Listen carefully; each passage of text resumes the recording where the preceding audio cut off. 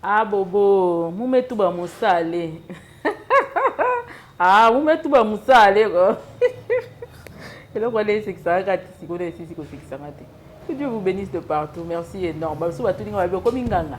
Na bien ba chaka mpepe nganga ba za bi na mona nganga lata kitoko boete pardon, eza lata kitoko. Ne confondez pas notre culture à autre chose.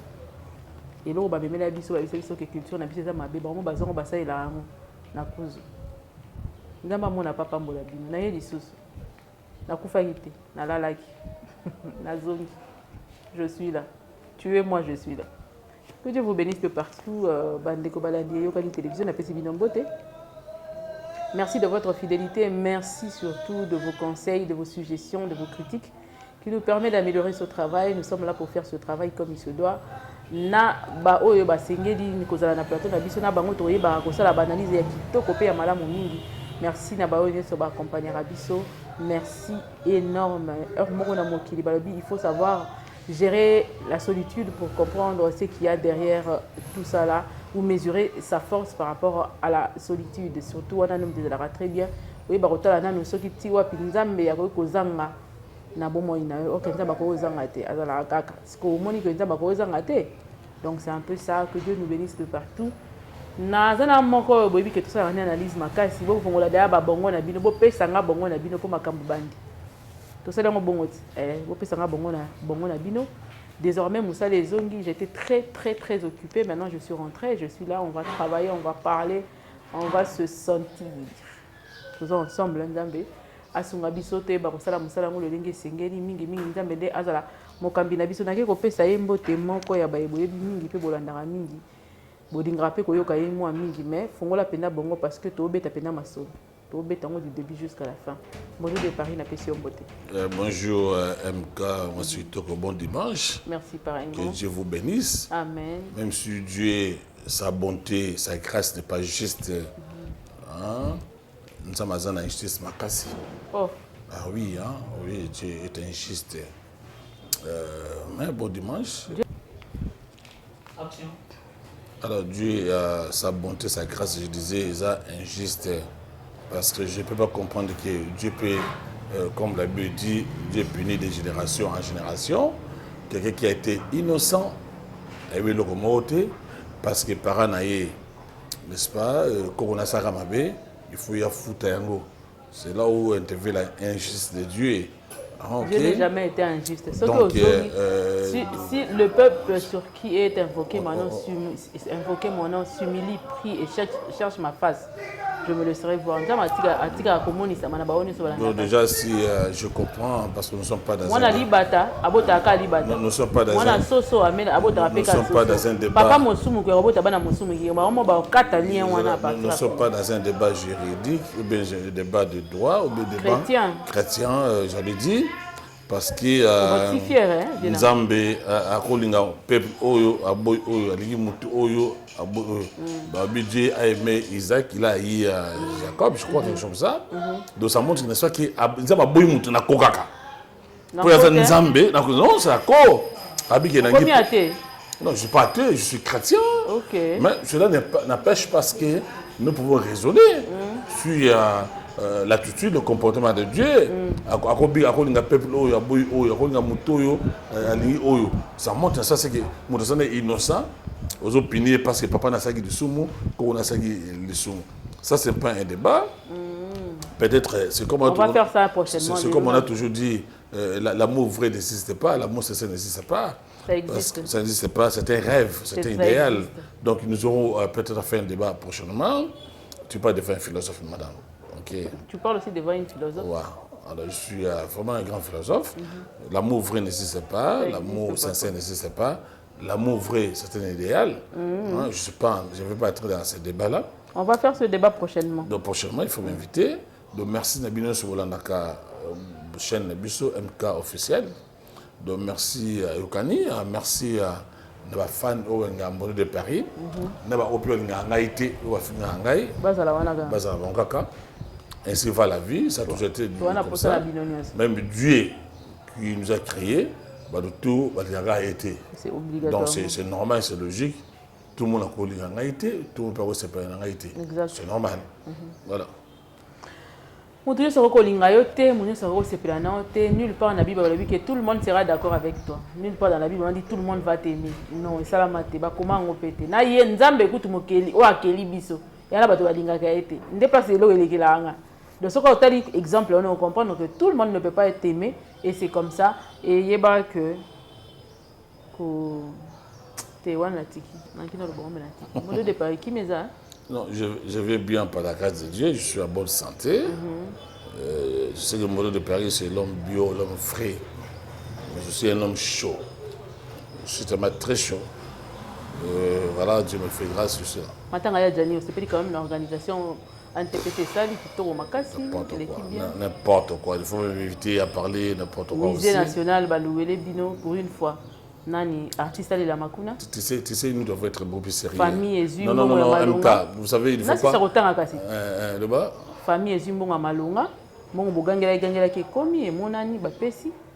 Et Bana Djani peut se retrouver. Donc c'est bon, il y a organisé ces années. Donc il ne faut pas imbécilité avec les gens, il ne faut pas blaguer avec les gens comme ça. Attendez, MK, il faut prendre les gens au sérieux. Il faut prendre les gens au sérieux. Je te pose une simple question. Diana Koufi, dis-moi, combien de bus mobilisés par M. Massoumou et Lombe? Normalement, 5 bus. Et Zaki Massamba, tu as Massamba? Oui.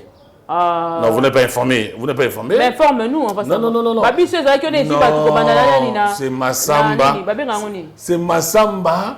Tokanissa. Non, oui, c'est Massamba qui a organisé. Matin en été chéri, ce n'est ni M. Massoumou, ni M. Lombe, ou encore Ngalfa, ou Bodo, tous ces gens-là. Ils n'ont rien fait. Le matin, il y a Gianni. C'est Massamba qui a organisé cette affaire-là. Donc, il faut vous faire informer. J'arrive. Si vous n'êtes pas informé, laissez-vous être informé par moi. Pose la question à Massamba. Papa, je peux Massamba, on a posé ça.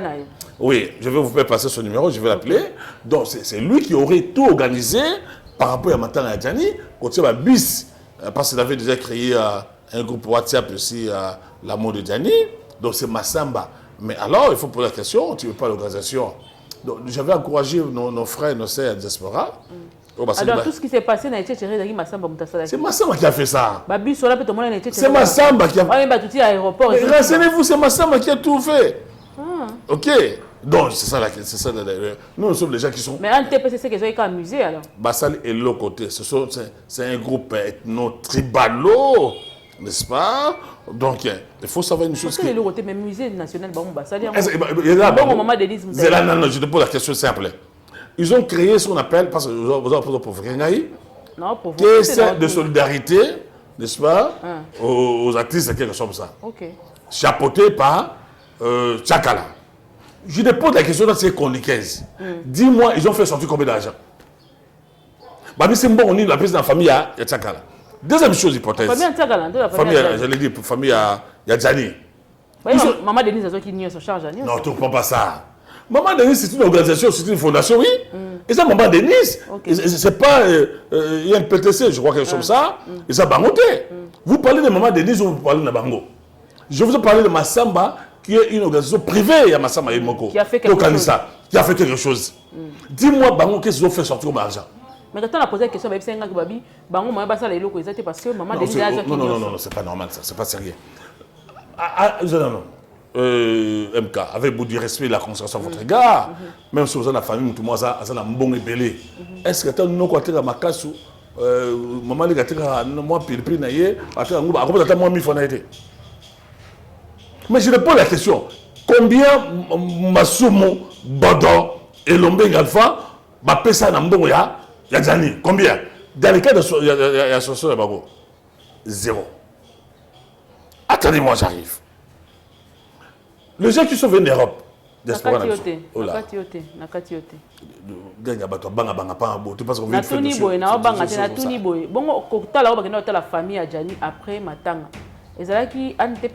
non, vous êtes de confondre aimons-nous vivants, n'est-ce pas? Vous avez chapeauté, maintenant vous avez poteau, ça je fais encore à parler. Na Massoumou, na NTPC na Bangwana. Et ça donc ça il faut de la différence. Oui, il y a différence. Banda on a vu ça au poteau. Ils avaient demandé à chaque acteur $100. Baron Nyoso a payé $100, c'est une affaire de plus de $4,000. 4 500 à moins que je me trompe. La poto. Il avait aussi des partenaires. Bafan, il y a Gianni, il y a Gianni, il y a théâtre, moi $50, $100, tout ça. Ils avaient donné ça. Selon ma information, à ma possession. Je pose la question. Bon, on a qui n'a eu à faire. Bon, on a choisi ma tata comme t'es commis. Ah, mais bon, on va causer qui bon, on a qui n'a eu à faire. Oh, et mon vivant, mais quand tu as dit. Oh, après ça, il va mon moko, et mon vivant. Tu avais suivi. Non, il n'a pas dit question dans mon cas. J'aurais appris, c'était Meta, fonction d'Ango, Meta, la fille qui parle trop là, comment elle s'appelle? Massi, n'est-ce pas? On a rechargé ma montali à Mongo. Il y a ta poteau. Il y a ta poteau. Vous n'avez pas fait des recherches, posez-vous la question, Mongo, qui a des stationnées. Information on a Zango. Ils ont cherché à justifier Mongo qui non, Mongo qui le sale. Comment vous avez contribué $100 et que Mbongwana, famille à Djani, Bazou Mbongwanate? Même quand vous êtes une grande chroniqueuse, pourquoi vous êtes à la recherche de thé? Oui, mais c'est pas possible ça. Mais je dis bien, pose la question. La famille à Djani, des gens qui n'ont pas de si moi posé la question par rapport à l'organisation, je encourage mes frères, mes sœurs, mes potos qui ont fait un effort pour qu'on a Djani avec honneur, qui ont fait les démarches. Ok, ça j'encourage. Mais tu vas poser la question par rapport à l'organisation. Bon, on a place qui n'a, tu es bien mon entier. Il y a place qui $10,000 dans les messieurs là. Choisis ma tata. Choisis ma tata, c'est comme ça. Bureau n'a pas $2,000. Bah tiens, $8,000. Il semblerait que si moi c'est Djani, il y a pour la prix, $2,000. Il y a $6,000 là-bas. Kaboli ba Kaboli maman ya Djani ba peso a ça ba na ba $500 ba $300 ba $200 yo mini ba gosune. Moi c'est légitime à 300. Non, est-ce qu'il attendez, tu me pousses à dire des choses comme ça. Mais est-ce que cette forme là c'était vraiment attendez. Mais la fois c'est légitime. C'est la nan nous allons. Donc c'est la confusion entre une femme légitime et une femme légale. Légitime et légale. Attendez, tu me regardes. Setou l'a dit ceci. Setou, c'est vraiment qu'il le dit. Setou là. Pose la question, Setou là. Comment cette femme-là, Sylvie, était déjà mariée? Arrêtez de marier, là, on va non. Oh mon Dieu, écoutez. Est-ce que tu avais suivi des émissions à Setou là? Voilà, moi, les chroniqueurs qui ne sont pas informés, qui ne font aucun effort. Donc voilà, je vais te dire ceci. Donc, c'est-à-dire que. Pourquoi ça, c'est tout un problème, hein? Il a des émissions. Il paraît. Non, il n'a pas dit. Non. Setou là, c'est une grande personne, n'est-ce pas? Elle dit que moi, si Sylvie, pendant plus de 15 ans, elle est déjà occupée.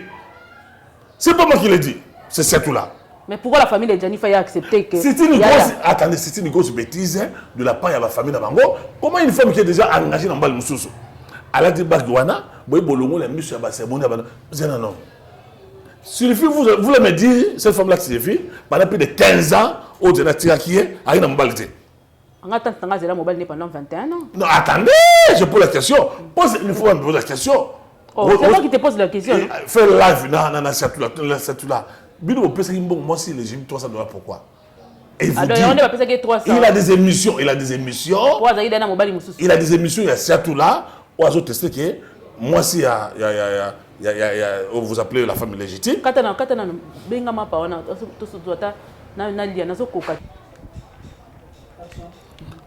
Écoutez-moi très bien, ok? Moi, je suis un homme conséquent, un homme très logique. Donc, erreur, famille à Djani Bassali, Yaroyamba, moi, si non. D'abord, si à tout l'année, elle a en Haïti. Ok.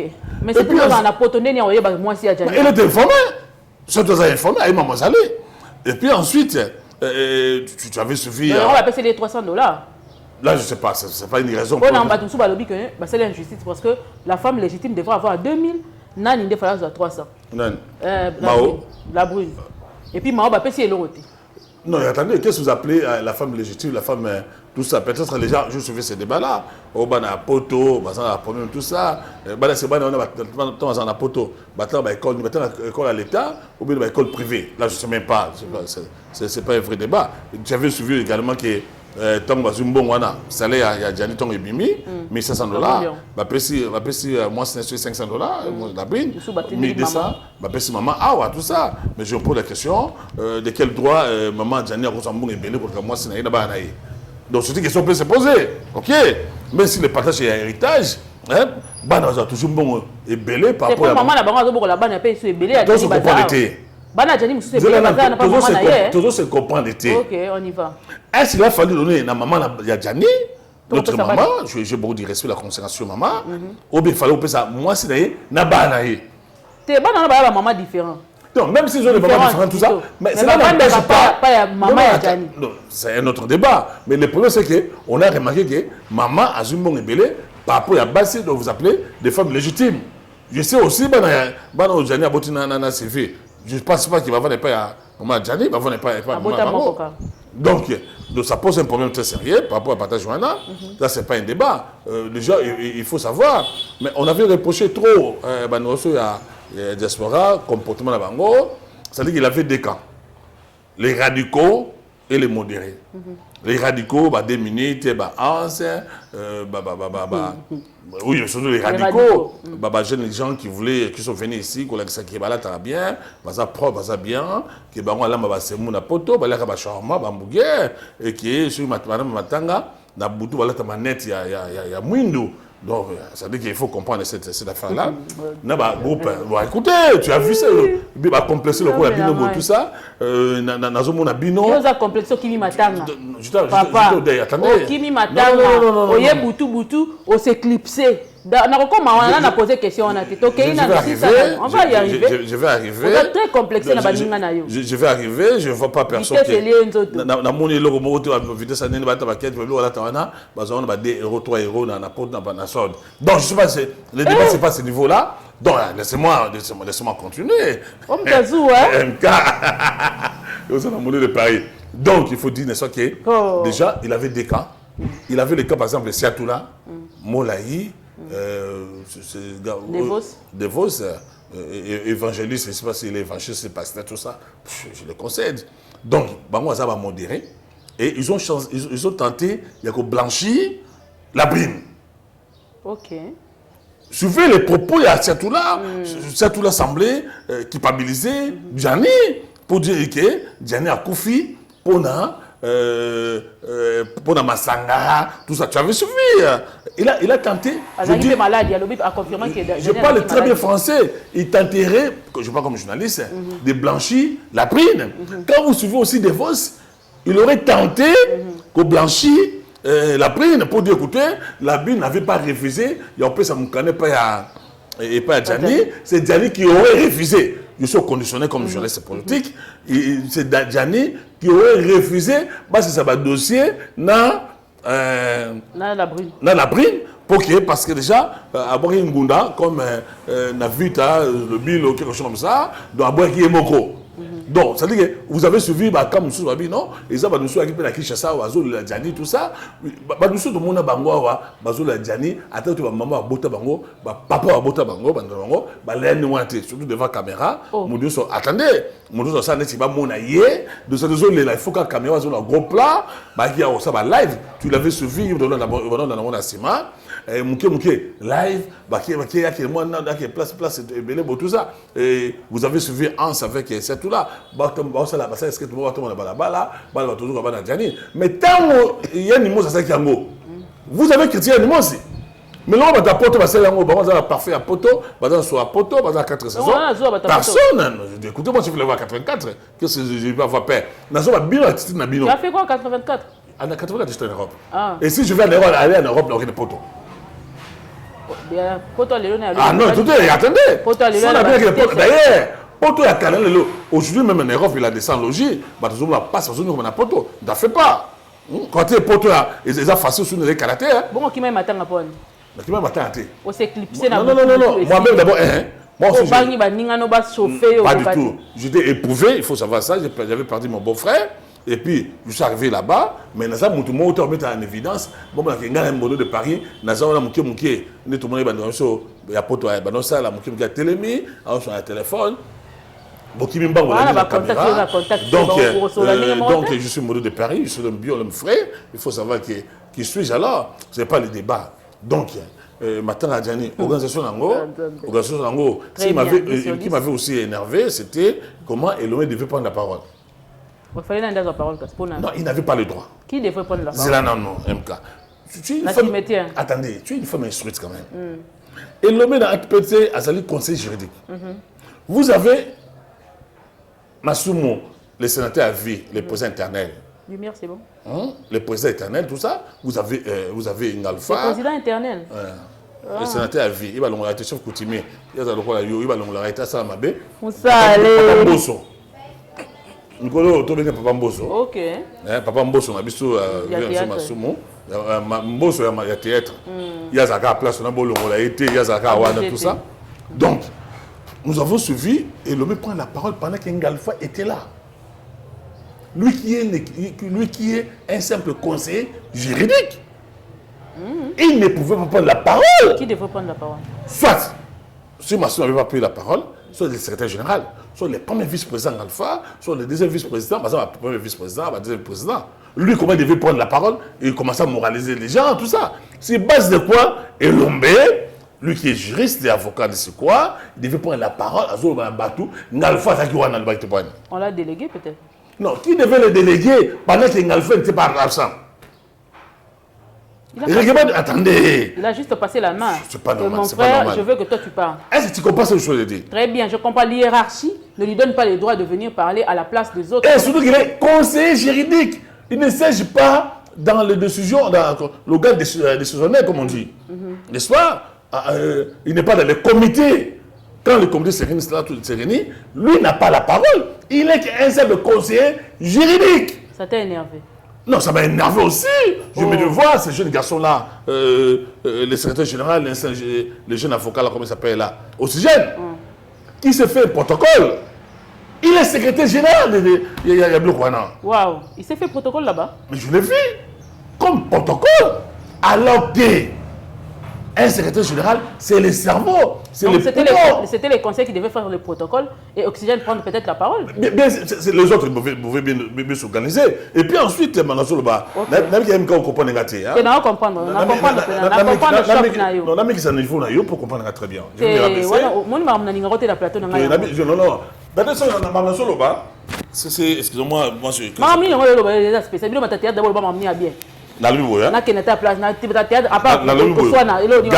Gabi, il faut même me traiter comme ça. Ah, ok, il faut me traiter comme les gens de théâtre comme ça. Ça, c'est une manière de nous humilier. Ah, je ne suis pas n'importe qui, ok. Donc, je vais dire ceci, MK. MK, vous avez pensé que Théâtre va manipuler. Maintenant, vous êtes trompé que Théâtre va mailler. Vous avez des licenciés, vous avez des docteurs, vous avez des avocats, vous avez tout nous, ça va être un monde de théâtre. C'est-à-dire que théâtre, on est passionné dans le monde du théâtre. Vous avez Gabi qui est caissier, qui est trésorier, à moins que je me trompe. Mais vous avez Modiro qui est directeur commercial. Vous avez vu Modiro Mamona. Vous avez vu, non, c'est pas information. Condoléances à un papa Modiro. Est-ce qu'il est éprouvé? Il est éprouvé, il a perdu sa petite soeur. Ah, ben mes condoléances c'est plus attristé à M. Modiro, à mon ami. Est-ce que vous avez vu Modiro prendre la parole ou bien à se mettre en évidence comment il fallait se mettre trésorier à Zoma Lobana Mamona? De quel droit? Donc, l'analyse au procès, il faut que vous ayez instruit au Yébi Bakamlo. Trésorier, on peut apprendre la parole du souci. Nabi Gabi a le bas. Il n'avait pas le droit. Soit c'était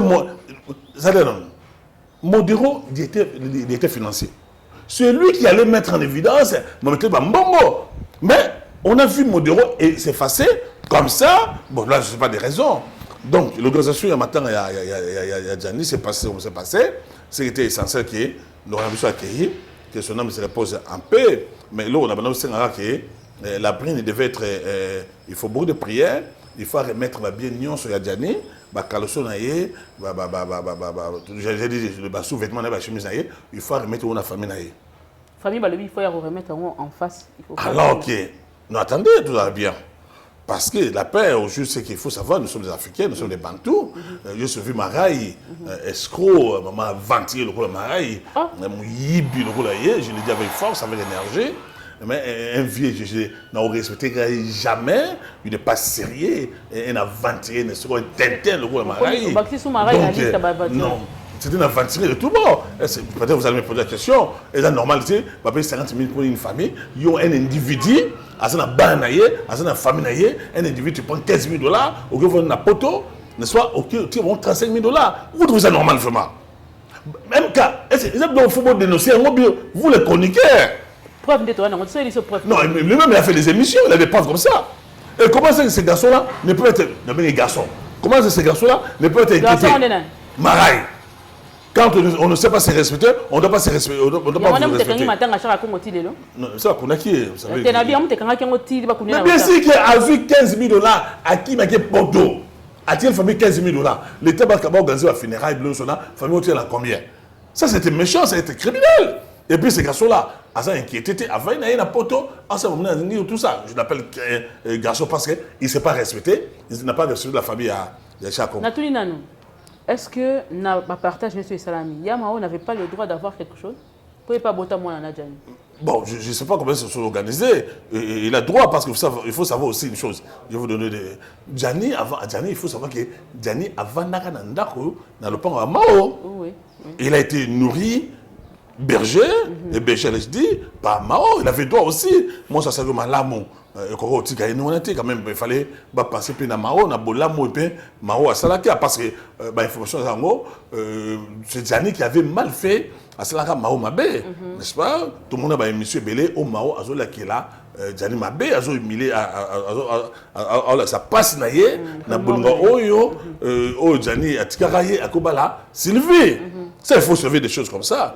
Donc, il y a eu des problèmes, Mamelike, Belé, tout ça. On a parlé de problèmes, il y a Mouyanzi, c'est un problème qui étudie. Je rejoins à t'en parler comme ça, mais il faut que Djani rien à qui tu qui réclamait Djani.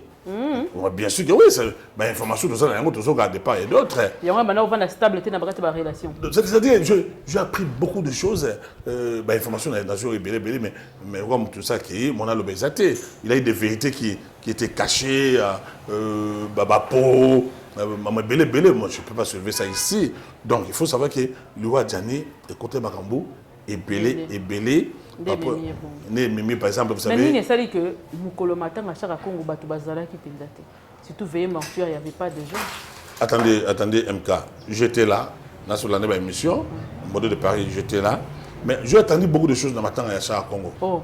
Ah oui. Mission a dit que chaque Congo a foutu au yé à Banagosala. Andosani. Non, ça dit que attendez. Batou a le bin moi. Non. Moi, j'ai beaucoup de respect, à considération, d'estime à l'égard de chaque Congo. Je condamne le fait que attaqué à conduire le roi mon amour à Moukié, nouveau-né, le roi mon amour à une année, 2 ans. Mais aucune star à mon nez n'a rien aucune vedette. Et c'est le monde, il y a théâtre, et c'est le monde, il y a musique. Bandou chaque Congo. Ils ont dit que parce que ça va se reposer un peu, non, chaque Congo a payé calmement, comme on dit. Il a payé ce qu'il avait semé. Lui aussi, de son vivant, lui aussi, il escroquait les gens. Ouais, bah, le binga, il a bien monté. Marais, il pas donc c'est lié. Marais, le bien monté. Marais, ces garçons, c'était courageux, hein. Je l'appelle courageux. Vous comprenez pourquoi les garçons, parce qu'il ne s'est pas respecté. Non, maman, à chaque Congo, à l'objet qui non, nous sommes bons, parce que chaque Congo, nous sommes nous vivants. Au moment niveau, il y a Marais, un vieux comme ça qui ne s'est pas respecté pour 15 000 $, à Yibimbongo. Je veux dire ça, ils ont escroquerie, il ne faut pas cangailler. Si moi je te conseille de président de la République, moi, Maxime, bon de Paris, je l'ai dit à Zongi, il ne faut pas cangailler. Si il a fait, c'est l'escroquerie. C'est du vol, Alex. Non, le vol, c'est autre chose. C'est du vol. Non, il a une différence. Tu parles de vol intellectuel, il a une différence entre voler et du vol. Détourner. On t'a donné l'argent pour remettre à tel et que toi, tu voles. Bon, attendez, nous parlons français, il ne faut pas mener. Vous parlez de détournement. Le détournement, c'est du vol. Les étapes morales, il y a vol. Vous parlez de vol journaliste et politique. Papa. Je vous donne des leçons. La différence entre voler, détourner, escroquer. Attendez, messieurs. Donc, je voulais dire ceci, que MK, que ce qui s'est passé dans ma temps il y a des années, il y a eu beaucoup de choses à Kende. Que son homme repose un peu à Kenaye. Nous avons la Lola avec les Mawa, à Limbisagnon, sur les gars qui, à Zamontou, n'a pas pu supporter. Choc, wana, yo boya ka mbali, yo na boya te. Biso ba boya biso pas basi. Na bi pas c'est ça la ka. Biso o basi ba nyoko la biso. Biso o basi abandonné. Apparemment Mibali va souffrir hein. Ah mais non, attendez. Non, attendez. Tu sais quand tu as une mauvaise femme, mais tu es passé à la mort, tu es passé mourant. Si vous avez moi c'est ma bé, de biso que biso vous savez ce qui est arrivé pas d'année, là c'est comme là. Oh, tu connais. Ah oui, moi je voulais me donner la mort à cause des femmes. Oh, ah oui, chérie. Chaque femme est unique. Chaque femme a sa chaleur, a sa saveur, a son goût, a ses sentiments. Ok? Moi, je suis déjà au sol de l'imoto. Je me donne corps et moi, sinon, actuellement, c'est la tête il faut me dire n'importe quoi. D'abord, mettez les histoires. Tu ne me vois pas là, tu veux que je dise des choses comme ça. Parce qu'apparemment, tu réclames encore cette femme par. Non, je ne vais pas dire ça. Je dis, écoutez, souffrance, Oyo, moi, ça donne et ça passe. Il fallait même faire AVC à l'époque. AVC. Et je comprends, Gianni, il a craqué, il n'a pas pu se porter. Mais ça a toujours été un discours des femmes qui est, mais par exemple, parce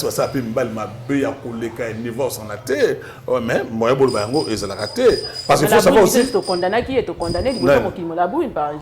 Bon, est-ce qu'elle était la plus diablesse? Non, on n'a pas dit la plus, mais au moins tu condamnes qui est. Au moins, attendez, Mka. Parce que comme tu as confié déjà, tu as condamné la brine. Mais quelle était la cause? Oh, c'est que la brine appelle ça, Gianni Mkanati. Est-ce que quelle est cette forme-là pouvait accepter? C'est que, aux années Moko, tu es en train de louer les qualités, les valeurs des autres femmes. Quelle est cette forme-là qui doit accepter ça? Ici, quelque part, la boue n'a pas raison. Non. Ici, je ne connais pas, je connais personne. Je ne blanchis pas la bride parce que YouTube a interprétation belé. Quelle est cette femme-là qui a accepté? C'est que la bride avait demandé que Gianni Balaye, Gianni Naboye Balaye. Mais il faut pas bien ça va rechercher. Là, il suivait l'histoire, il a demandé 3 fois Gianni, tu avais suivi aussi à la brune à Lobiango. Gianni et la brune insistaient que Babalaye et pas à Gianni, mais c'est Gianni qui ne voulait pas. Parce que Gianni avait l'espoir, avait croyé à ce que il voulait moi c'est Sylvie, Nabanaye, Bayana Poto. Et puis Gianni, il avait tellement la passion, il avait tellement l'amour Nabanaye, Bayana Poto, il ne voulait pas lâcher ces enfants-là. Mais aujourd'hui, Gianni est parti. J'ai toujours dit aux gens, ceux qui bolingo, tous les balles, ils ont les lois, ils ont torturé, ils ont nyokola. Il faut tirer un mot. On ne se marie pas pour les pieds et pour les bonnets, non. Ce n'est pas biblique ce que vous dites là. On se marie pour les malheurs et pour les bonnets, non. C'est biblique. Aucun verset qui dit ça. On se marie pour les bonnets. On est pour les bonnets. Moi, je ne peux pas aimer quelqu'un pour la souffrir, non. Moi, si tu es bon, on nyokomara. Non. Si on est bolingo, on est sous-souté. Et comme on nyokola yo, et on torture yo, batika la bolingo wana. On kufate pour la bana, pour la bolingo la bana, ne soit pas bana ngai, pour mon kilo sekangai, bakamode sekangai. Non. En tout cas, ceux qui bolingo to libala yo simbi yo sous-souté, tika yango. Alors je dis ça c'est ma belle. Bana la perdre. Famine. Alors. Donc bande konyo soboyo ki so bolingo zo nyokola comme torturer. Abupia. Abobo, on met tout bas moussali. Et puis, quand on a la chose moralité, il y a un principe, n'est-ce pas? Il y a moralité, il y a métaphysique. Quand on fait l'amour, c'est une alliance, c'est un baptême. Si vous avez moi, c'est un balai. Bon, on a sauté. Voilà, moi, c'est un balai, non, je te donne un principe de la vie. Je parle de l'amour dans toute relation amoureuse. Ceux qui vont kabouani, moi c'est mon ban. Bonjour la sauté. Est-ce que, attendez, les maris n'amènent pas les bonheurs. Ce n'est pas tous les mariages. Attendez, tu parles devant un philosophe. On dit ceci. Les mariages, c'est comme quelqu'un qui a porté une robe blanche, une femme qui a porté une robe blanche, mais qui cacherait le plaies. D'abord, on a tué bien. Le mariage, c'est comme une robe, une femme qui a porté une robe blanche qui cacherait les plaies. Makamboyo, ils ont la carte sur les balles. Vous savez que 70% des femmes mariées, on se plaint sur le plan sexuel, cette fête.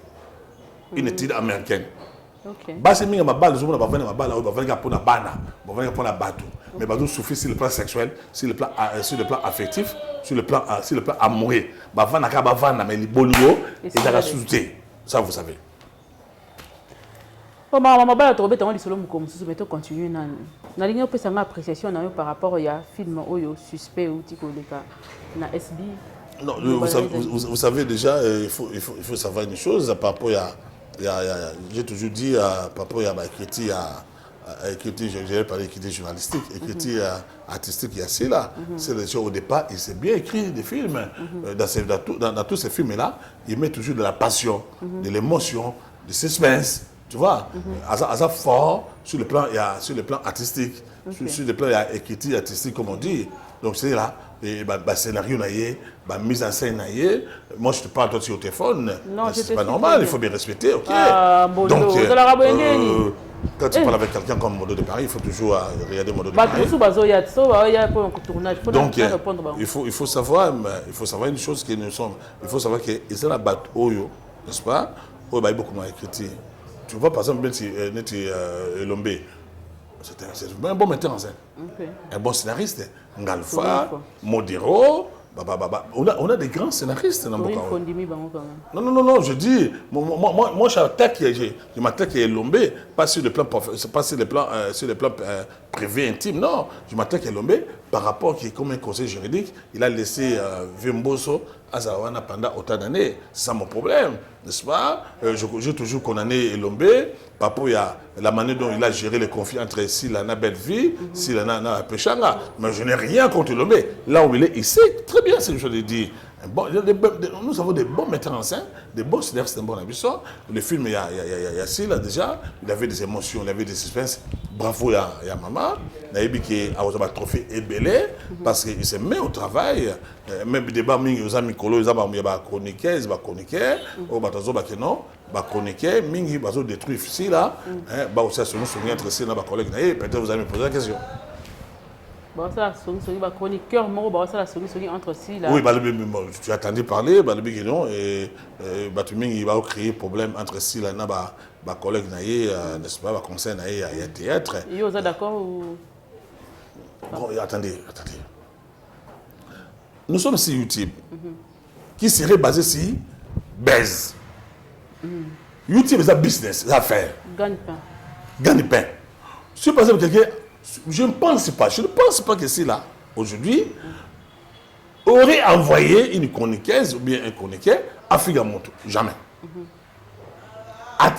Moi, je vous dis sincèrement, à part quand je suis tombé malade, mais celui-là m'a jamais appelé, quand je fais des émissions comme ça, celui-là m'a jamais appelé. Yosa Abakouk. Tu as ta chaîne, il y a YouTube, il y a foot à Rabatou, est-ce que c'est la personne bon? Jamais. Et ça, Bolokoko, et ça, c'est-à-dire que et ça, appréciation, ça, choix, je pense que moi, je suis. Et là, il faut connaître aussi, il faut savoir. Et là, on a bien dans mon abisso, il y a théâtre, ça, qu'au fin de l'année, ça m'a bien. Tu ne peux pas te permettre de se faire toucher ma vie privée à moto, ma vie intime à moto. Moi, je peux pas venir à la télévision comme ça, na fin à moto, physique naïe. Non, na cela moto té. Na ko toucher à moto. OK. C'est-à-dire au tiki combat on a fait même maman naïe, papa naïe, ban naïe, bandeko naïe, on va y avoir un problème na binoté. C'est ça le faux débat aujourd'hui dans pas na biso. OK. À l'époque, il y avait un débat entre Chicho Luenge, na nouvelle Luenge, Vingadios, na j'allais dire Mangwao. Bon, j'ai tout de manière voilée. Il avait des conflits dans la musique entre Taboulay, la vie nationale.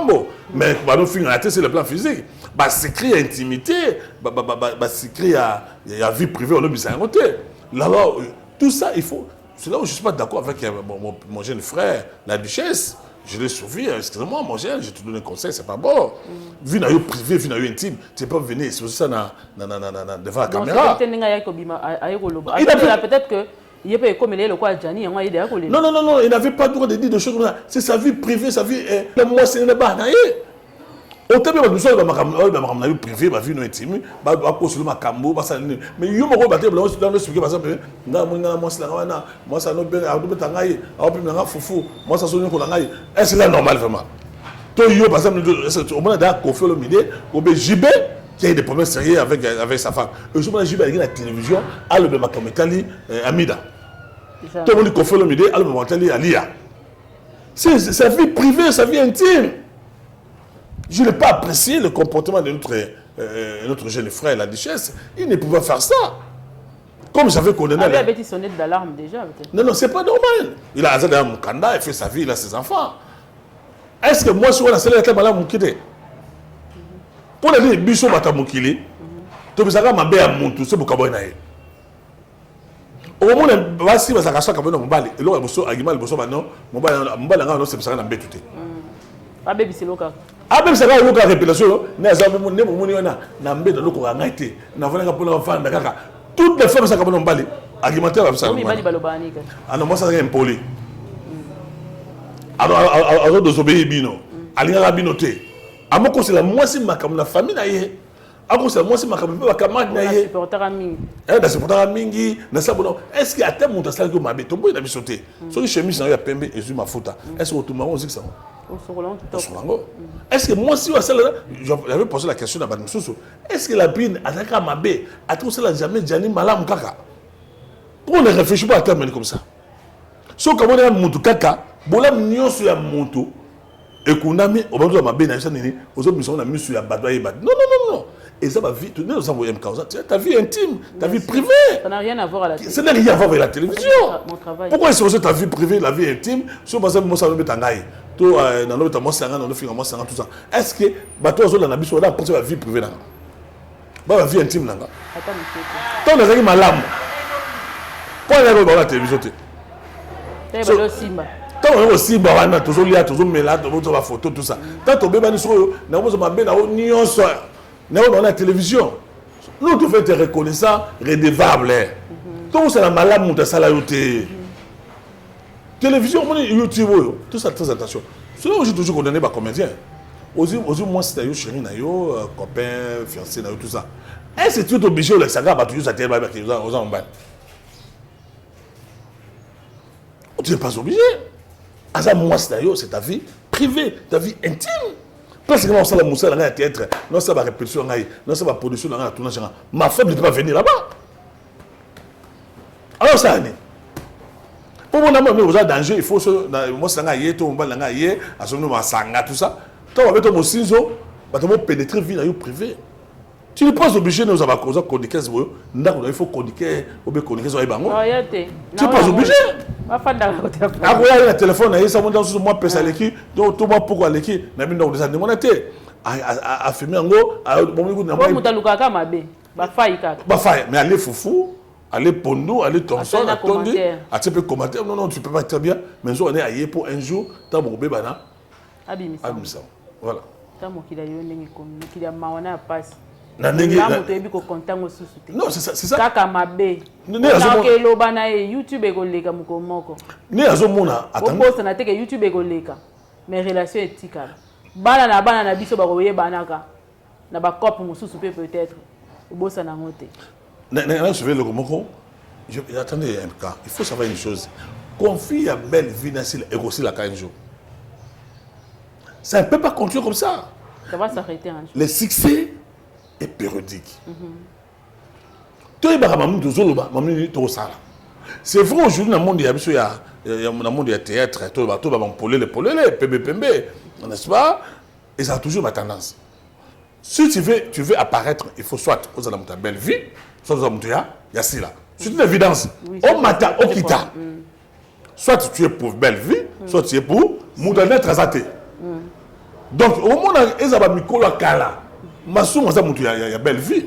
Ah, et le mec, ta belle vie. Ah, Tikabou. Ça, ta belle vie. Oh. Quand ma soeur, ta belle vie. Oh. Ok. À part Alpha, il y ya sila. OK. Mais bakola kalala basa ba jouer hypocrisie, baza ba tendance na bango. Alors non nga net tout ça. Non, en coulisses, aza tendance na yé. OK. Mais il faut savoir s'assumer, il faut faire un choix. Mais c'est pour ça que il y a sila, ozo finga batuya. Il y a famille Libota, ozo finga ba belle vie, ou bien ozo pour belle vie Libota, au finga sila. Non, on ne sait jamais. À supposer aujourd'hui MK, tu es par exemple les gens qui pas sila. Au long qui la famille Libota. Tant on n'est pas sila, ozo finga famille Libota. Surtout yo le mot na okuna, n'est-ce pas? On va nous finga bata sila. On va aussi finga sila. Yo on pas plus confiance. C'est lui ou celle qui a trahi, finalement, tu ne vas pas trahir. Exactement. On peut savoir confiance. Dans la vie, il faut savoir faire un choix. Et l'assumer. Assumez votre choix. Soutenir Sila. Il faut soutenir Sila jusqu'à la fin du monde. Nous avons soutenu belle vie. Il faut accepter de soutenir belle vie. Mais si on a un mot pour Sila, on ne peut pas belle vie, on peut finir beaucoup. Non. Ils ont fait ça, ils ont fait ça, personnalité et dignité. Mais bah tout ça va le dire moi la neutre na peu exemple le quoi ya Gabi andima na ko za neutre mais sikoyo ma finga la takaye pourquoi parce que ceux qui est na ki neutralité na yona so ke ko jouer côté oyo ba musu bazo finga net actuellement ceux qui ya Gabi a comme na ba niveau ya ko sala ko bimisa ba gros mot na télévision c'est parce que ma finga ndeki a supportant mon soutien à réagir. Tu sais moi je suis un garçon à la télévision zo finga ya Gabi un jeune garçon comme ça a finga ya Gabi a finga ma Teresa. J'étais à la maison, ça m'a énervé, ça m'a révolté. Maman, mon col, le rôle à Gabi, Nazawana, le rôle à soit tu peux ma top, soit le rôle à tu peux me là, soit tout ça. Yo, moi, mon qui a pas mon bimi, c'est quand théâtre, bah Gabi, c'est Gabi, bah Kata, bah Poso, bah Zoua, n'est-ce pas? Bah c'est la théâtre, bah cassette. Yo, il doit aussi à théâtre, ça passe au-dessus de la forme de thé belé, au cas de soukier. C'est quoi? Aujourd'hui, c'est à Porto, la France, c'est 4, 5, tout ça. Moi, body, moi, pantalon, tout ça.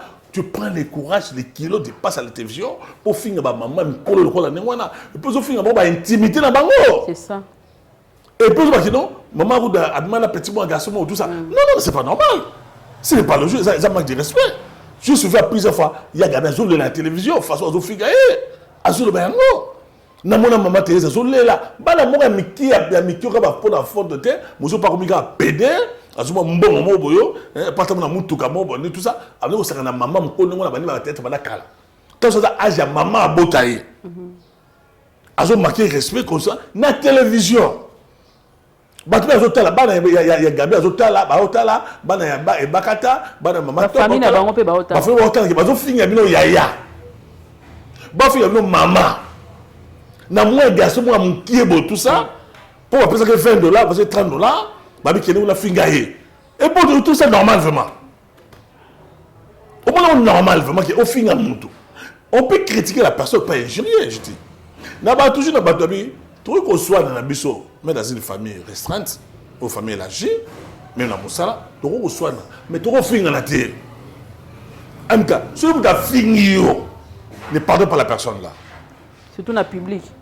Moutaye ba télévision do finga yo aza numéro nanga aza na ba adresse nanga ya dit comment m'avoir m'a fait laisser l'ingal caméra tant mususu au salaire ba camarade tant mususu au salaire loroti au cité comme on est nulle part et la télévision ko so makamabi ki non au moni maman wana aza légère senga ninga za ça pas pamba ko tout petit mot de mana et tout ça tu dis des choses comme ça pour la maman ya batu maman il dit respect ça YouTube nous comprenez to passer à poto bazo passer à poto et ça va la poto bazorana pas parole la faute de té belé les longs tout ça la poto on peut baby tout là parce qu'on a bassé rolinga tout ça ami bali rolinga bassé on peut ba non mais on a dit OK parce que la plupart moi ça me trouve pour la question mais la poto ça habite tout là on est tout ça pas moi ça me qui nous ça théâtre à ti la faute de té belé à côté ba TikTok on a enseigné ba couleur tout ça au kwepe aux moi sur yo ndako o amona passe après son mukanda o abandonner ko kamo pour que moi je fasse film théâtre pour découvrir ailleurs na kamo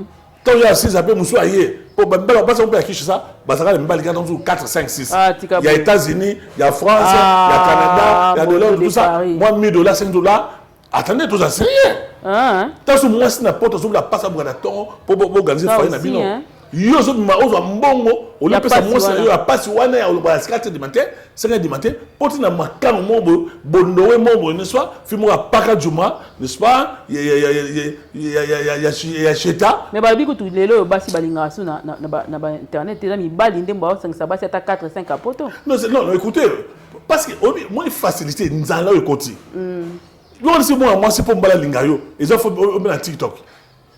On a fait une chose sur TikTok, c'est pas ça qui fait la femme. Pose la question à cette femme-là. Depuis que tu vas sur TikTok. Depuis que tu vas sur TikTok, sur YouTube, sur combien de fois on va tu risques de devenir une copine passagère, comme ces garçons-là impolis, n'est-ce pas, mal éduqué, qui n'a pas d'éducation, qui semblerait, qui a semblé, humilié, méprisé, bah, être. J'ai cité ici Junior Wendo, qui a appelé la copine passagère. Quelle injure! Ah oui, il y a des Américains qui montrent. Donc, ça veut dire que. D'ailleurs, on a bien 2 minutes, la licence, tout ça, la pote, ça va ça va mettre, yuma. Oh, comment ça? Quand on a un mono, attendez, on a un grand noko. Quand on a un mono, on a un boyo, on a un monslanga. Ah, vous blaguez avec moi, Kola. Non, tu habites à monter, je te jure au nom de Dieu. Tikabo. Attendez, comme un colo, on a un monslanga. Il y a mon bal, quand on a un salaire, on a un monslanga. Et puis tu vois qu'il y a un petit peu de non, tu as monté? Tinati. Bien, non, on a un petit peu de faire venger. Attendez. Oui, mon tas à botter le moisi. Ça veut dire si le monde métaphysique, le plan spirituel, à ça, les colos d'ailleurs. Ça veut dire qu'adober pério. Est-ce que moi, le terme, c'est de mon français? Mais il y a un gros mot qui est zongué à la télé. Adober, c'est de mon français. Ah, ok. D'accord. Ça veut dire que.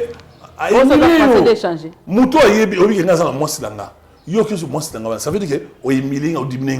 C'est tout, il y a un d'accord. Et c'est la copine. Ok. Vous avez bien? Alors, mbaka sona mendra yuma petit moko même attends tu peux avoir quoi? Tu es vocal na été, nzema misa bato bina ngote, ye mona no ya grand fond na ina no pour ça mona no et là on sala zate, aboto na bino basi na poto, mo bezate zo bo mo ba yuma mbaka ça, n'est-ce pas? Ah même pas mais c'est Maxime. Pas moi comme je suis modèle de Paris. Jamais atteindre comme âge à boyo. Vous entendez bien? Bon, autant moi c'est ah, on a peut-être à l'ABC à télé. Ah, mais le Rosate dit, qu'est-ce que vous pensez? Ah, moi je suis modèle de Paris, je suis le bio de mes frères, ils ont facilité. Tina Kola, il a fait un garçon quand je organisé dans contre jeune, à Boté moi si. Il y a la salle de vacances, il y a un niveau pour s'en attirer. Au salaire à là-bas. Au salaire oh, il y a un côté lié.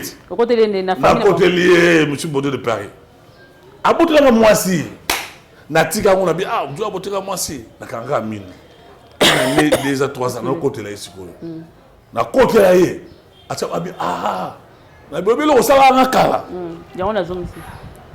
Bon, parce que la merveille, parce que la pote, la petite, la mbaka ça, la basse de l'ordre, donc, il faut savoir une chose qui est considération et ça de sous-souté. Chroniquer, ça bat tout chroniquer. Il vient te poser des questions. Il y a ce baise, il y a information. Et puis ensuite, MK. Bah, Mathieu, il y a besoin de Capabino. Quand il y a un milieu, il y a MK.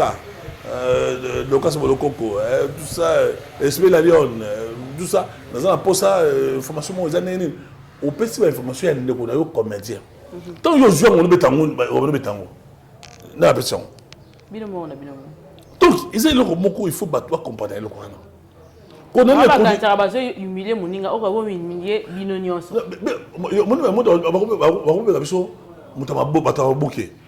Quand ces garçons-là, tout ça, ils parlent avec dédain, avec mépris, avec humiliation. Non, ça m'a énervé. Ça m'a énervé. Et ils ne peuvent pas nous parler comme ça. À sa férité, à sa falité, à Emmanuel Mounini. Ok? Moi, je suis des Barumbo. Je suis gagné à Barumbo. Je connais Wendo, papa d'ailleurs. C'est son père, tout ça, c'est pas moi, tout ça. Vous voyez, on a passé en Barumbo. Moi, je mange avec Wendo. Quand je vois un garçon comme ça, il vient d'où là, je ne sais même pas tout ça. Ah, il m'y a battu, nous, on a la télévision. Ah, bon, ils ont mérité. Même s'il n'est même pas beau. Il n'est même pas élégant. Oh. N'a garçon de Robout à la cité. Je joue au nom de Robout à la cité. À Robout à la cité. na comprendre te ba poto ta guerre na yo pamba ya oluka mwasi na boto la oya er yango yesa boto nga mwasi ça boto nga mwasi na boto mwasi ya waze quoi yo bi mwasi waze komone le oh ya tu blagues avec moi ou bien koni ya boto nga mwasi petit mukino boto nga mwasi na boto mwasi présent na ye oui waze ko na makambo oh de na ko ça ye makambo ya ça da jani ça dit oh ya salwana je na kufi na ba souci belé ya mo belé ba humiliation ba mépris. Oh, il y a celle-là, c'est Djani, c'est que si on devait être soudés. Mais on sent que ta poto va être divisé. Ils ont rappelé déjà la prime, non, allons-y, non, c'est Pelandé Mambolo. On a été petit, il y a Djani comme un Kinal, c'est Kinal. Il a dit ça, mais vous avez besoin de la vana. Basé la base, il y a l'Iwaya, il y a Djani. C'est pas moi qui l'ai dit. Bah, on a plus un banda, il y a Djani, Bazalaki. Bah, on a tout un Djani, pas moi, c'est la brine, Bazalaki. C'est moi qui l'ai dit. Bah, on a une émission au Sala. Donc, ils ont passé Ming et Pemawa. Dans Makambo, ils ont le Kanamon, il y a théâtre. Moi, je vais en congé seulement à maman Nabiso. Bakata, Top. Gabi, monsieur Zanini, tu vois, moi, je fait du théâtre. Je te mettrai en scène, je te producteur. Je n'ai jamais sorti avec une fille de théâtre. Moi, je te jure. Je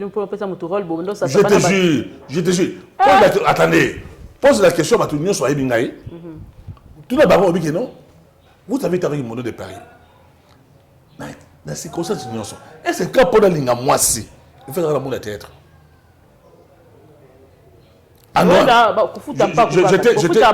J'étais PDG dans une entreprise, j'ai acheté la télévision, j'ai resté une femme là, une animatrice, tout ça, elle venait, non, pour émission, il faut madame écoutez. Nous avons pas déjà, nous avons balabala sur la je suis beau, je suis élégant, je suis... Attendez, écoutez-moi là. On se sent bien. Donc, il faut savoir une chose. Mais non, moi, je n'ai jamais fait ça. J'avais toujours dénoncé ça. Je connais beaucoup de femmes aujourd'hui, dans le monde des théâtres, ils ont subi. Dans ce qui est mon cours, on a dit que Baya, tu porter plainte contre le président Nyonso, le producteur Nyonso, pour appeler ça un rôle. Pose la actrice principale, mais bah il était. C'est l'ancien AM Soubaoya. Donc là on sait que la bataille Nyonso. Bah basi Nyonso oyo ibike président na yo. Metteur en scène na bino. Chef à répétition. José Benda Pena. Donc je lance un appel solennel. Na ba fi Nyonso ya biso le monde du théâtre. Oya ibike président na yé. Adba na yé pour appeler ça rôle. Metteur en scène. Scénariste, chef à répétition, d'état programme, d'état production, producteur, sur la maginayo, maman, bengangaï. Tout ça pétition. Tout ça une pétition. Tout dénoncer Bango, te porter plainte contre Bango. Ok. Que tu as abusé à seulement sexuel. Aux autres obligés de monter Banaï pour passer rôle. Ok. Mais des gens sont naïfs. Bazo Banga qu'on dénonce Bilora de Wana.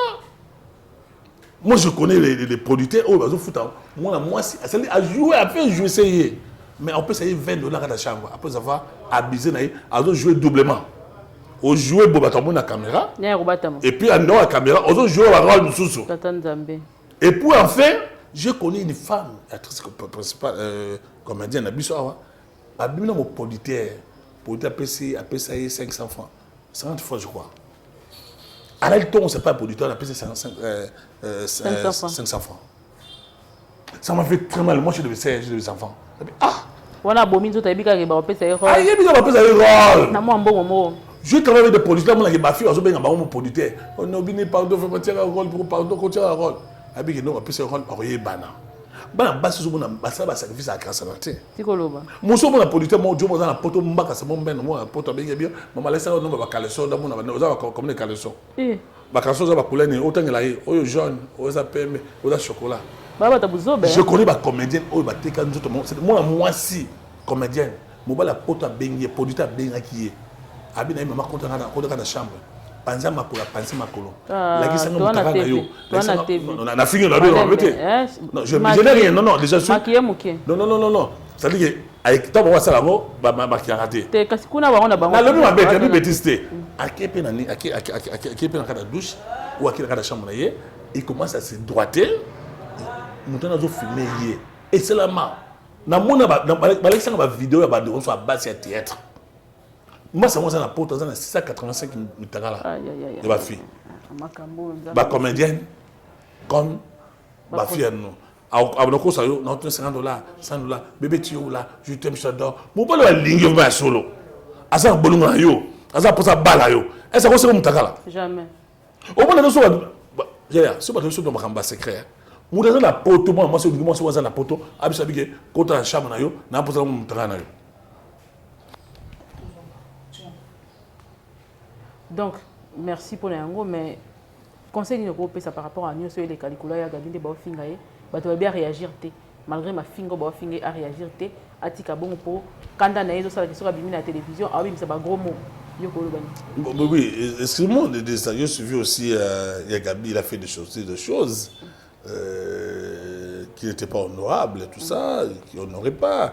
Déjà, je sais, avec beaucoup de respect, la concentration par Gabi, à un moment déjà comme Colo. Il a des choses qu'il ne peut pas dire à la télévision.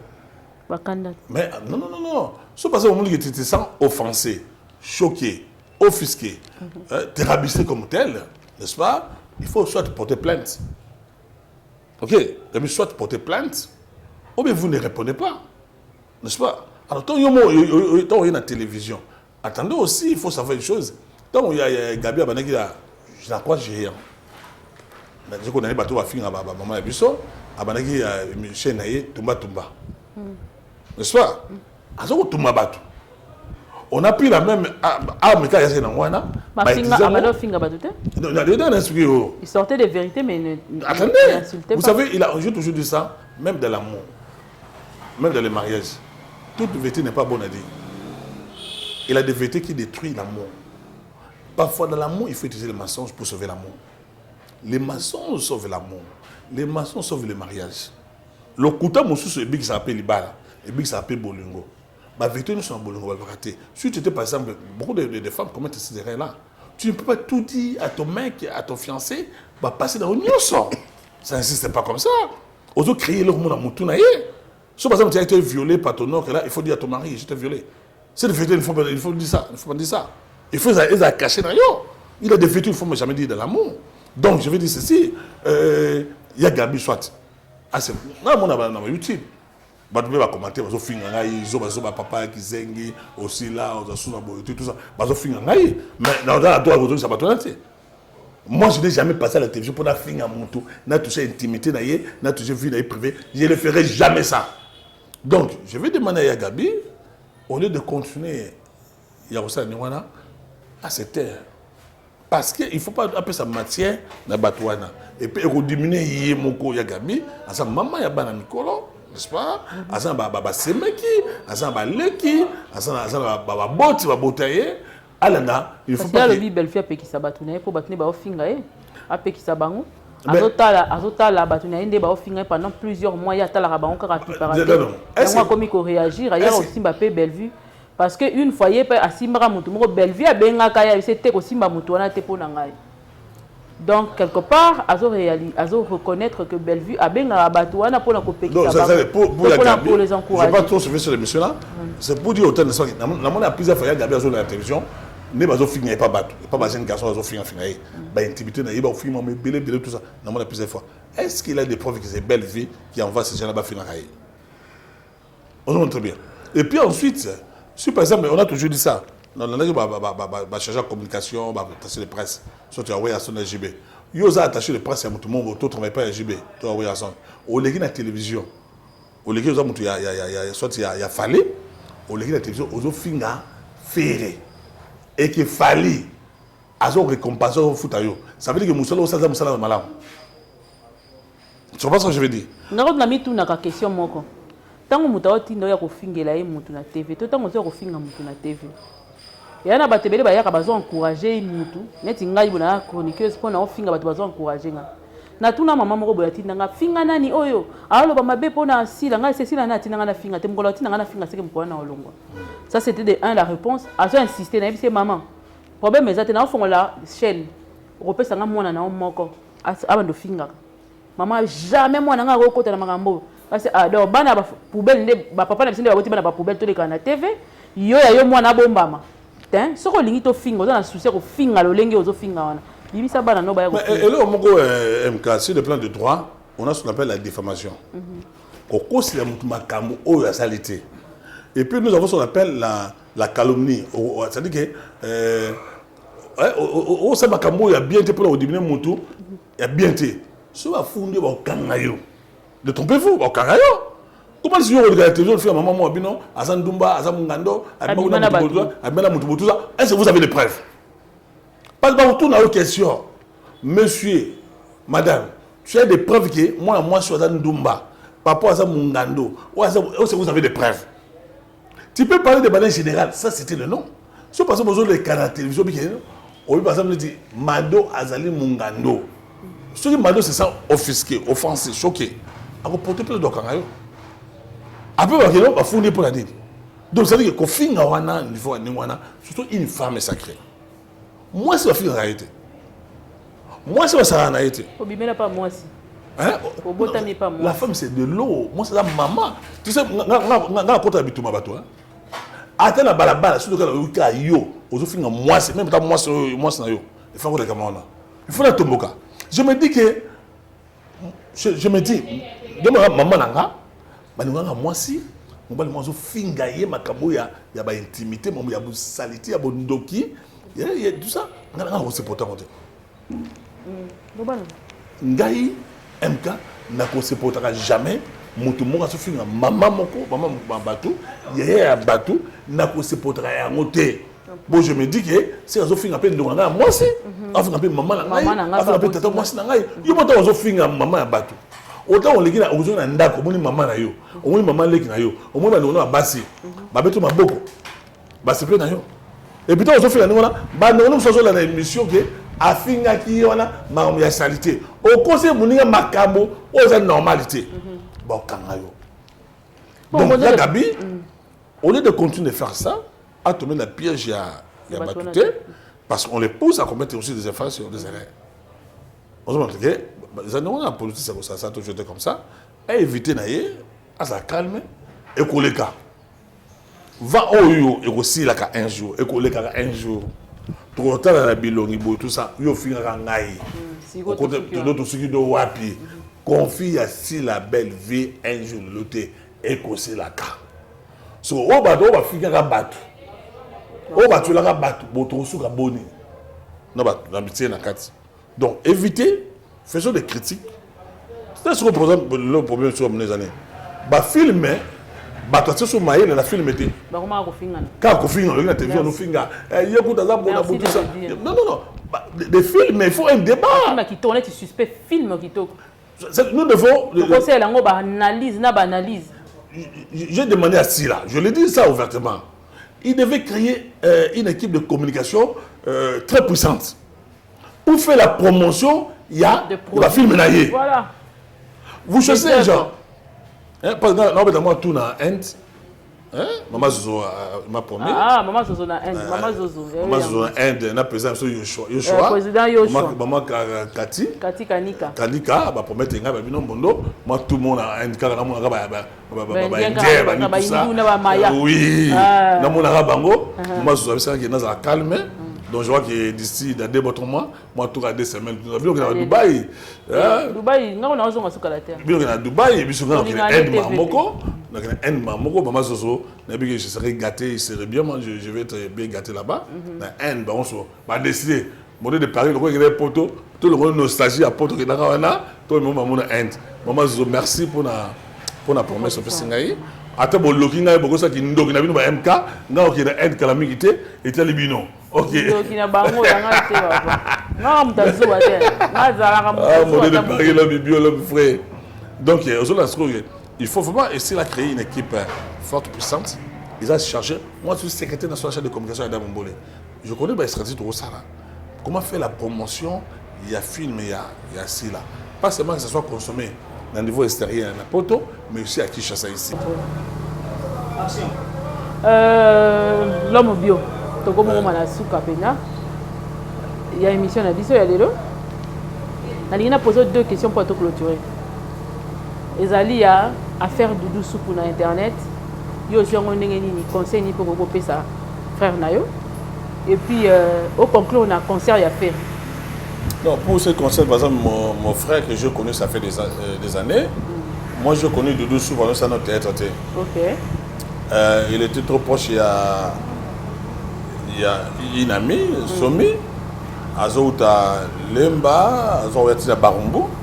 Voilà, avant ça, je théâtre, avant d'aller Doudou Soukou, tout ça. Donc, l'étation, il a pour ça à jouer dans le groupe Nabiso, les Princes Thierry, il a fait le couler. Et puis, Sami qui est, il a fait le couler. Parce que la maman Kalunga, qui a joué dans. Et maman Kalunga appelle la mino? Oui, ma Boyakaye. Et? Oui, on a fait le couler. Ok. Alors, Ayaka Naye, je me rappelle, tu as un film Moko, tu as Bizami Zambi. Alors, Doudou Soupaye, pas contre Moko, tout ça, mon soir, moi, Tono Benganaraye. Tono? Oui, Tono Benganara, Doudou Soupou. Mais non, tu ne peux pas entrer là-bas. Benganaraye, qui dans son nom, et puis, Doudou Soupaye a évolué, tout ça. Puis, je le connais, il est revenu à Nabarumbu, avant la Baraka. Alors, personne va c'était pour un grand frère que j'ai connu dans des années. Et puis, on a Lemba, tous en Naye, dans moi, Naye, dans Botakutu, je me rappelle, dans ce Gabriel, dans Zakawana, tout ça, tout ça. Alors là, on a mon qui m'a bien pas de nous sur qui est colère. Tu ne peux jamais pleurer, non? Même pour toi, aller là, c'est comme la souka. Et comme il vraiment dans la souka, parce que c'est surtout en direct, donc surtout dans la souka, parce que je sais très bien que Doudou Soupa qui moi c'est ma quasi. Moi je suis pas moi c'est pas mais donc je mets ça, je mets la façon à honorer moi c'est. Vous savez, il faut faire très attention. Il ne faut pas souvent exposer moi c'est en public. Surtout quand vous avez veillé à mon aîné, moi c'est parce qu'il y aura toujours des adversaires, pour combattre eux.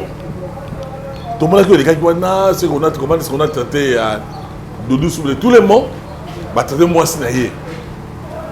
Et ça qui façon de diviser Doudou Souple dans moi c'est parce que quand tu as beau il toujours ennemi, mais il faut tirer bon plus de leçons dans cette affaire de Doudou Souple. Nous avons toujours intimité et le foyer. Sauf que moi si tout mon bal là, moi je m'accamuna yo, après que ma famille, que sa famille naie, tout que sa camarade naie, tout que sa bateau yaï banango, c'est trop dangereux. Alors tant qu'on a besoin de défense, si moi si je défends de société, alors sur sécurité, comme mon bal, c'est trop dangereux. Cette affaire de douce soupe, heureusement, on a mis les mains dans les pas tout ça pour mettre fin à cette discussion. Alors, le conseil, on peut dire à Doudou Soupe qu'il a regardé vie privée, vie intime. Moi, je n'avais pas aimé à l'époque, j'avais vu Doudou Soupe dans moi, dans TikTok. Non. C'est sa femme de la maison. La valeur d'un homme dépend de sa femme et de ses enfants. Si moi, je bien, tout ça, et puis ça remballe valeur. Tu ne peux pas exposer la vie de ta femme. Vous entendez très bien? Donc, les gars qui ont essayé les Kinango, ils doivent avoir les nerfs solides. Vous avez vu Doudou depuis quand là? Est-ce que Doudou a deux fois? Non, on a tiré au monde un bleu. Non, c'est faux, c'est faux. Je les voyais à l'époque, dans la Kinshasa, dans Barumbu, dans le groupe, Makambo, dans le Bawana, dans le Bangaï, dans Tikali, Komo, dans Makambo, tel je le connais. Naïbi fi naïe, moi ndambu, moi façon dans la carte tout ça, mais comme on a né dans le baono, azam ta double sim et tout ça. Non, c'est pas ça. Si par exemple Doudou Soupe, à ce que je sache, il y a eu la richesse, on a qu'à faire la richesse à tout le monde. La richesse ta double sim et comment n'ingouana. Au moins quand vous regardez la télévision comme ça, non, dans un modèle de Paris, azam ta double sim. Donc on est là, on bête ma gauche tout ça. Donc Doudou Soupe, je crois savoir que à son encourage. Elle n'a pas maté. Oui, elle est déjà. Elle est qui? Nous avons eu moi avec le lequel elle est rien, avec le jeu bateau. je crois ça muto makambonaté atika kolobelango trop mingi za malamu te. Laissez les choses pourrir ya moko tika biloko elala et ko pola ya moko au conseil na kopesa de sous pour ya ngwana m'a fait gola bien que je suis gaulois là ça muto ya Fally Ipupa mais je peux pas dire un mot de ce qui ça le coup mais ça valait biso ba congolais n'est-ce pas c'est déjà fait gola Betty Arena comme on va appeler le lot dimanche ça il faut applaudir il faut encourager on ne peut pas attendre vous avez l'anniversaire nous sommes dans la case non déjà vous savez ça fait on a eu des années on a vu un musicien on va dans un pototé Fally a joué Aigre a joué qui c'était waouh maintenant c'est ferré nous devons encourager moi je suis un véritable fan il y a Fally Ipupa Nakofolomide mais je ne peux pas moi là ah bien sûr que oui c'est encourager faire bien que ça peut risquer de donner l'impression comme si que ils ont complètement salami bana wingi musique BCBG wingi musique porte-monnaie ba Fabiga c'est ba Duzona ils sont trop derrière bana wingi derrière faire et puis ensuite Kofolomide à région de Bango n'est-ce pas donc ça risque de donner l'impression comme si ils ont complètement vassali contre le succès, contre l'élévation, contre la bénédiction, il y a Fally Ipupa qui est, on y sonna, baza contre tout le monde qui, tant qu'on fait rabattre dans salle de partie, tout le monde qui, tout le monde so, on soutenir. Mais je vois que Fally est grand, il reste toujours grand, avec tout le monde en respect. C'est que j'avais condamné la manière dont faire à l'attaquer, c'est comme si il a copié à Fally. Et là, on a reproché à faire, il doit savoir prendre des risques. Il doit savoir avoir une initiative. Les gens se fallait les commencer les cambous, yo la liga a fallu, non, c'est pas bon. Na coutume na ywana, fallait la tekango. Donc c'est pas mec qui va couler qui c'est qui. La ligne va bande qui va se condamner, conseil manzanza, le côté qui vide tout ça. Non. Et ce qui est important c'est que faire à jouer, il a fait plein. N'est-ce pas? Il faut que vous ayez bandeli dans votre quantité, tout les sous que vous montez en haut pour salir là. Tout ça, ça fait partie le couple nabiso congolais, qui musique nabiso, ils ont au top, bien qu'il va varier parce que il faut savoir une chose que les gens qui ont combattu qui ont été corrompus dans les Camerounais, ils ont varié pour étouffer la musique nabiso. Et que maintenant qu'il fallait pour pas démystifier le Kouana, ça il faut encourager. On a posé la question à Kofolomide, il a été aussi méchant que ça. C'est par exemple que c'est Fally qui a fait de ça, c'est que la musique, il a semblé nier force et frappe. Il a Fally Ipupa. Moi je ne peux que dire grand bravo dans l'affaire, courage à continuer, n'est-ce pas? Les amis musique, le 8 ans, c'est Wenge Musique qui BCBG qui, tout le monde a 4x4 qui, tout le monde a Kofi Abeti Yango, ainsi de suite comme ça. C'est notre musique où il faut encourager. Félicitations, bravo, l'affaire. D'accord, merci. Togo Minasuka, un mot de la fin pour aujourd'hui. Mot de la fin, on peut dire que Mbote Belé Paya, Maman Power et Maman Jossi, Mbote Belé Paya Betty Saïdi, Mbote Belé Paya Maman Abisso Blandi Moujinga, n'est-ce pas? Nathalie Kanjinga, la bosse saluté, mais surtout on peut Mbote Belé Paya Maman Abisso Maman Zozo, na Inde. Déjà, on a joué une promesse, attends, vous savez, Ndogi Bosangani, non, mais moi, seulement 2 semaines en Inde. Pour nous, le Kounia, on va mettre tout ça. Dali Koundou, il faut bien le Koundou là. Maman se souvient dans le de Paris, il faut aller voir le sauter, il faut aller dans 2 semaines dans Inde. Donc je vois qu'il va démarcher dans ça là. Il y a un tissage. Ah oui, hein? Et puis après ça, je suis allé poser tout ça par cook. On a bossé maman sur Kati Kanik. Et puis maman Power, maman Sila, ils aiment pas Pambola. Consommation à fumer qui tourne. Mosangisi, Ange va être, pour moi il va être. Il faut vraiment encourager maman Sila dans Mosala Osala. Il est toujours nominé. Donc Arito Mingi Makasi Mingi, Zamba Bat la Bisso, Bolu Ereni Atribiso, tout le monde là, haine viscérale, jalousie métrière, Zamba Lola Apambolayo, Apamba Péché, mais non, c'est un grand bateau. S'abonner, moi, je repose à la qui dans la chaîne, parce que la même on va approcher nous ça là, s'abonner massivement dans Mbolo Sakola TV, s'abonner dans Mbolo Sakola TV, pourquoi pas ma famille à Libota va s'abonner aussi, et tout le monde dans Mbolo de Paris va s'abonner. Sur la bague Mabé, Bolimbisa, et Zamaloba, dans un tout. Merci beaucoup. Donne-moi le téléphone, un téléphone qui a mis local tous invité. Le numéro de téléphone est allé 00 243 9 00 243 98 16 88 764. On se revoit très prochainement sur cette même chaîne avec un autre invité. Que Dieu nous bénisse tous. On se revoit très prochainement.